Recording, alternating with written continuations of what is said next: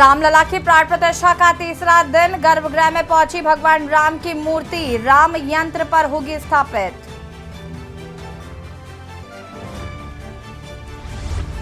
राम जन्मभूमि के विशेष डाक टिकट जारी, पीएम मोदी ने बुकलेट जारी की है। पीएम ने दी बधाई।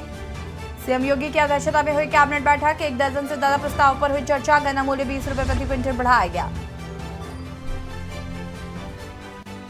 गर्भगृह में जाने से पहले सरयू स्नान करेंगे प्रधानमंत्री मोदी, जल लेकर पैदल जाएंगे राम मंदिर।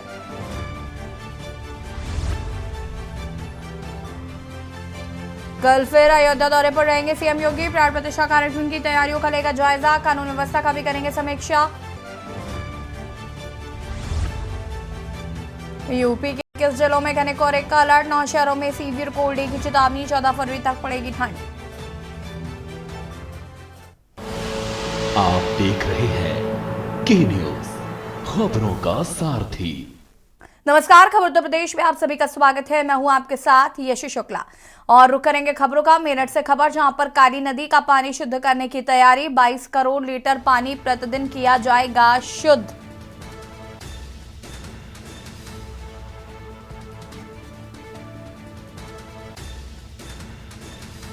$220 MLD सीवरेज ट्रीटमेंट प्लांट का शिलान्यास, कमालपुर में 680 करोड़ की लागत से होगा निर्माण। केंद्रीय जल शक्ति मंत्री गजेंद्र सिंह ने किया भूमि पूजन। नमामि गंगे योजना के तहत होगा एसटीपी का निर्माण। केंद्रीय जल शक्ति मंत्री गजेंद्र सिंह ने किया निर्माण।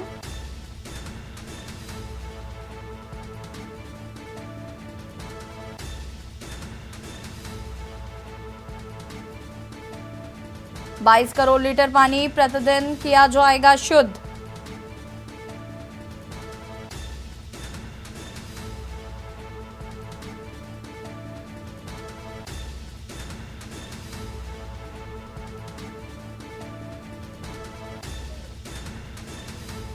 $220 MLD सीवरेज ट्रीटमेंट प्लांट का शिलान्यास, कमालपुर में उद्घाटन किया। केंद्रीय जल शक्ति मंत्री गजेंद्र सिंह ने किया भूमि पूजन। नमामि गंगे योजना के तहत होगा एसटीपी का निर्माण।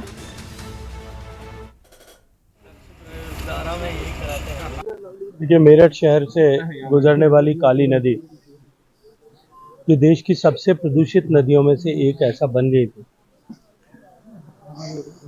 मेरठ, हापुड़ और इन चारों शहर जहाँ से ये नदी का उद्गम होकर के प्रवाह क्षेत्र है, इन चारों ही शहरों में समन्वित प्रयास करते हुए एक इस नदी को संपूर्ण रूप से शुद्ध किया जा सके, इस तरह की परियोजना का निर्माण किया है। उसी के तहत मेरठ में ये 220 MLD यानी 22 करोड़ लीटर पानी प्रतिदिन शुद्ध कर सकें, ऐसा संयंत्र का शिलान्यास आज किया है। और इस संयंत्र के निर्माण होने के पश्चात आगामी 15 वर्ष तक जो आबादी बढ़ने के चलते हुए, यहाँ औद्योगिक प्रदूषण के चलते हुए जो पानी गंदा पानी सृजित होगा, उसके ट्रीटमेंट की क्षमता स्थापित हो जाएगी। इसके साथ साथ में यहाँ तक पानी लेने के लिए, इस संयंत्र तक लाने के लिए जो डाइवर्जन स्ट्रक्चर्स बनाने हैं, वो सब भी इसमें सम्मिलित किए हैं। महोबा से खबर, जहां पर अयोध्या पैदल जा रही शबनम शेख पहुंची महोबा। हिजाब बांधे राम नाम जपते जा रही हैं अयोध्या। 28 दिन पहले पैदल चलकर पहुंची शबनम का हुआ स्वागत। बता दें कि 1350 किलोमीटर पैदल चलने से पैरों में पड़े छाले। शबनम बचपन से राम में रखती हैं आस्था। मुंबई की रहने वाली हैं शबनम शेख। 1350 किलोमीटर पैदल चलने में पैरों में पड़े छाले।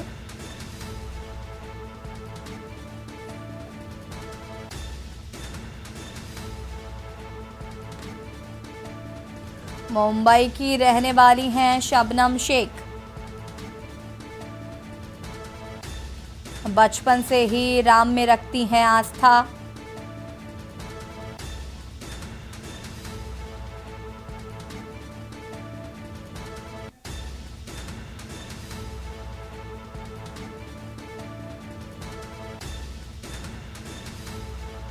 शबनम शेख पहुंची, हुआ भव्य स्वागत।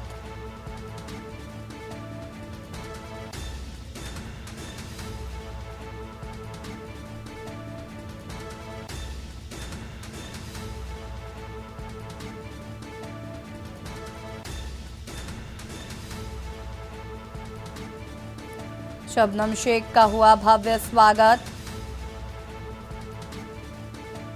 अयोध्या पैदल जा रही शबनम शेख का भव्य स्वागत किया गया।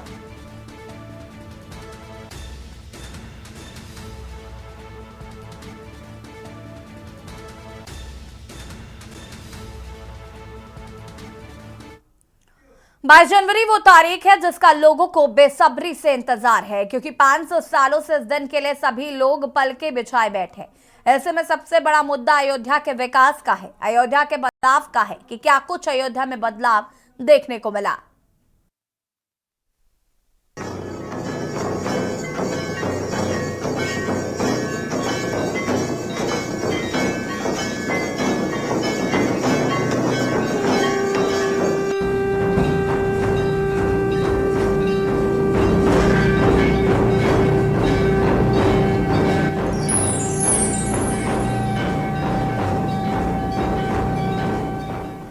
इस समय हम अयोध्या कवरेज पर हैं और कवरेज करते हुए अचानक से हमें एक ऐसे शख्स मिलते हैं जिनके बारे में तो लोग जानते ही होंगे, कुछ अभी अनभिज्ञ भी होंगे, लेकिन हम उनका परिचय करवा दें कि आप पांचजन पत्रिका के संपादक रहे हैं और राज्यसभा सांसद भी रह चुके हैं और इस अयोध्या के पूरे सिनेरियो को सर ने कवरेज किया है और अपनी लेखनी में उसको उतारा भी है। जो लोग न जानते हों उनके लिए ये रिपोर्ट बहुत ही महत्वपूर्ण है। सर, आप तो जो है अयोध्या को कई सालों से कवर कर रहे हैं, विवादित, उसके बाद निर्णय, फिर निर्णय, फिर निर्णय, एक जो लेयर थी आपने पूरे एक उस निर्णय को अपने शब्दों में अपने कलम से आपने लिखा है। आज अब बात करते हैं कि जब कार सेवा हो रही थी, कार सेवक आए थे, तो आपने अपनी आंखों से देखा था कि यहाँ पे सड़कों पे क्या हाल था या साधु संतों का क्या हाल थे, जो कार सेवा करने आए थे उनका क्या हाल। देखिए, स्वतंत्रता के बाद वह निहत्थे, सत्याग्रही और धर्मप्राण युवाओं का सबसे बड़ा नरसंहार था। हम जलियांवाला बाग की बात करते हैं, गोविंदगढ़ में, वहाँ बांसवाड़ा के पास में भील जनजातियों का नरसंहार हुआ था। लेकिन यह नरसंहार स्वतंत्रता के बाद स्वतंत्र भारत की सरकार ने अपने ही स्वधर्मियों पर, अपने ही स्वदेशी नागरिकों पर केवल इस मांग के कारण किया कि वे श्री राम की जन्मभूमि पर मंदिर की बात कर रहे थे और वहां बने एक विकृत, विद्रूप और भारत पर कलंक के समान ढांचे को हटाकर श्री राम जो भारत की आत्मा है उनका स्थान वहां बनाना चाहते थे। यह कलंक कभी भी मिटेगा नहीं। रावण से बढ़कर यहाँ की मुलायम सिंह सरकार ने यहाँ के सत्याग्रही निहत्थे कार सेवकों का नरसंहार किया था। हमारी आंखों के सामने सुभाष जोशी थे एसएसपी यहाँ, मधुकर उपाध्याय यहाँ कमिश्नर थे और उन्होंने उनके आदेश से कार सेवकों को ये खाकी पुलिसधारी पुलिस ने भूना। गलियां पट गईं, राम कोठारी, शरद कोठारी और इसी प्रकार के अनेक कार सेवक जिनकी संख्या भी नहीं गिनी गई। सब्जी की रेहड़ियों पर, ठेलों पर उनकी लाशों को एक प्रकार से भर दिया गया। रेत के और पत्थर उन लाशों से बांध दिए गए। जी बिल्कुल सर, एक चीज़ हम, क्योंकि सरयू घाट के पास हम खड़े हैं, राम की पैड़ी बगल में है, तो लोग बताते थे कि सरयू के नदी में ये लाशें पत्थर और ये रेत बांध के जो है इसमें फेंकी गई। इसमें फेंकी गई। सरयू का रक्त लाल हो गया था, इतना बहा। हम, मेरे साथ ऑर्गेनाइजर के एडिटर थे, तो सुभाष जोशी हमारे सामने थे और कार सेवक थैला, चप्पल, कुर्ता पैजामा पहने और केवल एक नाम जप रहे थे, जय श्री राम, जय श्री राम, जय श्री राम, जय श्री राम। सुभाष जोशी भी ब्राह्मण था, हिंदू था, और उसने उनको इतनी निर्ममता से पीटना शुरू किया। हम पत्रकार थे, हमको रिपोर्टिंग करना था। हम सुभाष जोशी के सामने खड़े हो गए और जो भी हमसे गाली बन सकती थी हमने उसके मुंह पर गाली दी और कहा था कि तुम्हें शर्म नहीं आती है, तुम किस अपराध में इनको पीट रहे हो। अचानक वो दो लोगों को देख के सकपका गया और वहां से चला गया। दुर्भाग्य से बाद में वह हमारे उत्तराखंड प्रदेश का डीजीपी बनाया गया। इसकी जांच का रिपोर्ट अभी तक क्यों नहीं आया? कार सेवकों का जो नरसंहार हुआ उसकी जांच की हुई, रिपोर्ट हुई। कल्याण सिंह जी ने कहा, पांचजन्य ने उस समय बहुत अग्रणी भूमिका निभाई थी और अयोध्या के हत्यारों का पूरा चित्रण उन्होंने दिया था, हमने अपनी रिपोर्ट में दिया था। हम थे, अशोक श्रीवास्तव थे, सुभाष सिंह थे, ऐसे अनेक हमारे संवाददाताओं ने जान हथेली पर रखकर वहां का वृतांत लिखा था। जी सर, एक बहुत नाम आता है जब अयोध्या की बात होती है तो विश्व हिंदू परिषद के अंतर्राष्ट्रीय अध्यक्ष अशोक सिंघल जी का, और यहीं जो वर्तमान में प्रदेश के मुख्यमंत्री हैं इनके गुरु महंत अभयनाथ का। तो इन लोगों से जब सर आप बात किए, जब महंत नृत्य गोपाल दास जी, अभिराम दास जी, दौदयाल जी खन्ना, और इन सब ने जो योजना बनाई थी, यह संसार का अकाट्य अशोक सिंघल जी ने संपूर्ण योजना बनाई। मीनाक्षीपुरम कांड हुआ था, आपको ध्यान होगा, धर्मांतरण वहां जो, और उसके बाद विराट हिंदू सम्मेलन हुआ दिल्ली के बोट क्लब है जिसमें डॉक्टर करण सिंह भी आए, अशोक सिंघल जी रहे। उसके बाद राम जन्मभूमि गंगा यात्रा निकली पूरे देश में, अशोक जी सिंघल हमारे सेनापति के रूप में थे। और अयोध्या के जो परम पूज्य संत महंत बड़े दास जी छावनी, और यहाँ जो रामानंदाचार्य जी हैं, रामानंदी संप्रदाय हैं, उनके जो संत महापुरुष रहे, तो देवरा बाबा ने, जो कि अनेक कोटि कोटि हिंदुओं के लिए एक प्रकार से देवता स्वरूप हैं, भगवान का अवतार जैसे थे, तो उन्होंने स्पष्ट कह दिया था कि राम जन्मभूमि यही है और यहाँ मंदिर बनेगा ही बनेगा। सूर्य को नकारने जैसा काम मुसलमान कर रहे थे, और ये कोई मुसलमान थे जो, उन्हें क्षमा मांगनी चाहिए कि उन्होंने इतने वर्ष तक सत्य को सामने आने से रोका। वे जानते थे सच्चाई क्या है, लेकिन आने नहीं दी, और अब जब सत्य सामने आया है तो उन्हें शामिल होना चाहिए और हिंदुओं से क्षमा मांगनी चाहिए कि उनसे गलती हुई कि वे, बाबर तो उनका वंश पुरखा नहीं था, बाबर तो हिंदुस्तान का उनका भी दुश्मन था, उनके पुरखे तो हिंदू ही थे, तो उन्होंने पुरखों के विरुद्ध भी बोला और अपने उन रक्त बंधु हिंदुओं के विरुद्ध भी बोला, और अपने पूर्वज श्री राम के इतने बड़े कार्य को में बाधा डाली। तो उन्हें क्षमा मांगनी चाहिए कि उनसे गलती हो गई। उनका बलिदान यह हमें प्रेरणा देगा। क्या काशी और मथुरा, इसका भी निर्णय और इसका भी जो स्वरूप होगा बदला होगा सर? सत्य के पथ उसी दिशा में बढ़ रहे हैं।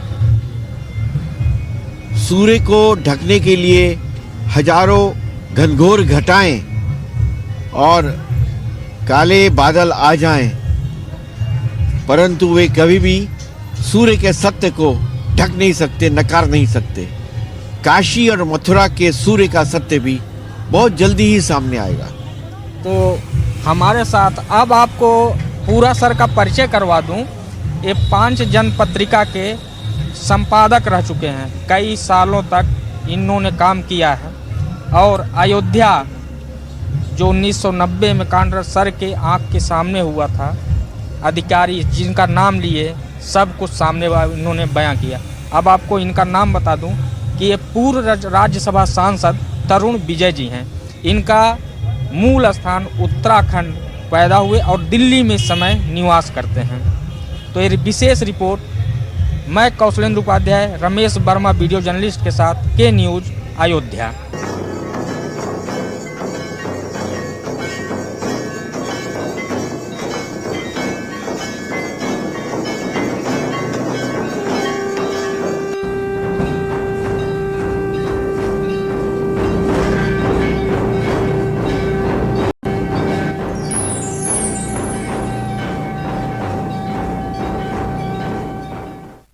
और यहाँ रुकेंगे एक छोटे से ब्रेक के लिए। जल्द हाजिर होते हैं। आप देख रहे हैं के न्यूज़, खबरों का सारथी। के बाद एक बार फिर से आप सभी का स्वागत है। रामवन गमन मार्ग से होते हुए श्री राम की चरण पादुका आज प्रतापगढ़ पहुंची। इस दौरान पूरा शहर श्री राम के नारों से गुंजायमान रहा। डीएम संजीव रंजन, एसपी सतपाल अंतर, सीडीओ समेत भारी पुलिस बल चौक घंटाघर पर तैनात रहा। यात्रा जिले में प्रयागराज बॉर्डर से दल्हूपुर में प्रवेश की, जहां से शुरू हुआ स्वागत मुख्यालय तक जारी रहा।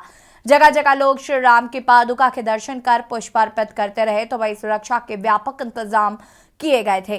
काफिले में दर्जनों गाड़ियां शामिल तो थीं, वहीं सुरक्षा के मद्देनजर कई मजिस्ट्रेट, सीओ समेत भारी पुलिस बल, फायर फाइटर्स और एम्बुलेंस भी शामिल रहे। इस दौरान लोगों का हुजूम सड़क पर उमड़ पड़ा और पूरा शहर भगवामय नजर आया। तो जय श्री राम के नारे गूंजते रहे। सांसद संगम लाल गुप्ता ने बताया कि चित्रकूट से यात्रा रवाना हुई, जो राम वन गमन मार्ग पर पड़ने वाले श्रृंगवेरपुर होते हुए प्रतापगढ़ के रास्ते अयोध्या के लिए जा रही है। हमने जिले की सीमा दल्हूपुर में स्वागत किया। यहां से ये यात्रा अयोध्या जाएगी। श्री राम की चरण पादुका मंदिर में स्थापित होगी। 22 तारीख को प्रधानमंत्री दुनिया के सबसे प्रभावशाली हैं मंदिर में प्राण प्रतिष्ठा करेंगे। संगम लाल ने दावा किया है कि चारों शंकराचार्य का वक्तव्य आया है कि हमने कोई विरोध नहीं किया, हमारे विरोधियों ने साजिश की है। अब पूरा देश और दुनिया राममय हो जाएगी।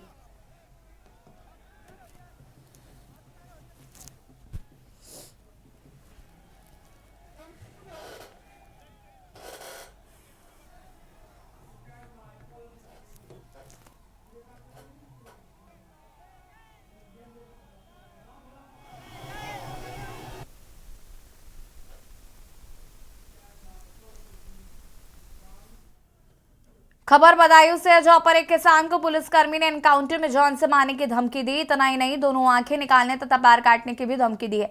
पुलिसकर्मी ने खुद को लखनऊ डीसीपी कार्यालय में तैनात बताया। पुलिसकर्मी के धमकी देने का ऑडियो सोशल मीडिया पर वायरल हो रहा है। पीड़ित किसान ने जरीफ नगर थाने में तहरीर देकर आरोपी के खिलाफ कार्रवाई की मांग की है। धमकी देने वाले पुलिसकर्मी की महाराजगंज लाइन में बताई जा रही है तैनाती।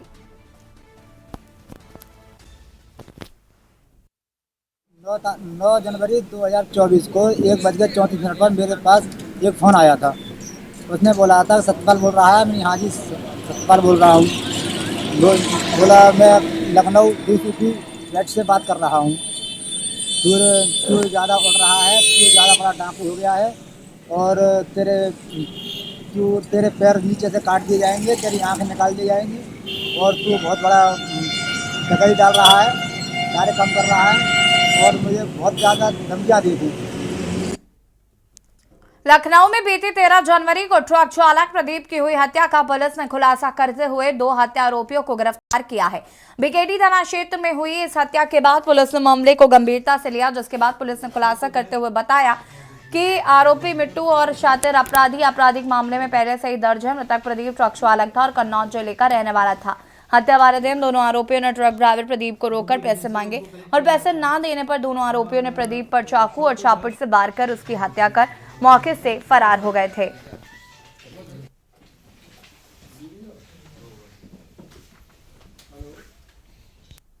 जो भी एविडेंसेस है उनको कलेक्ट किया जाता है और शव को जो है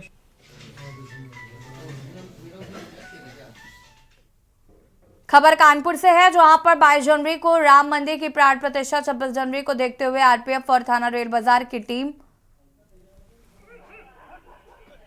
सेंट्रल स्टेशन के बाहर की गहन चेकिंग की, जिसमें काफी समय से खड़े अज्ञात वाहनों की चेकिंग की, यात्रियों के बैग की भी चेकिंग की गई, जिसमें डॉग स्क्वाड टीम और बम निरोधक दस्ता सहित आरपीएफ की टीम और थाना रेल बाजार के एसओ सहित दोनों चौकी इंचार्ज मौजूद रहे।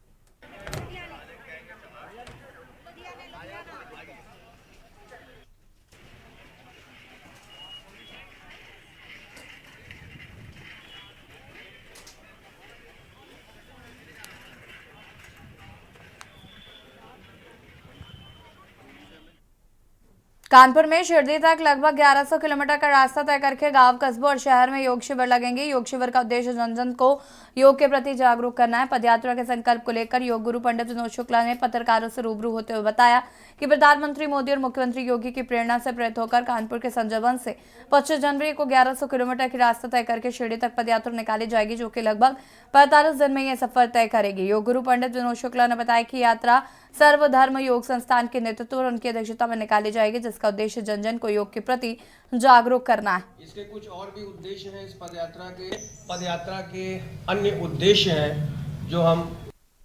मैं योगाचार्य विनोद शुक्ला कानपुर शहर से हूं और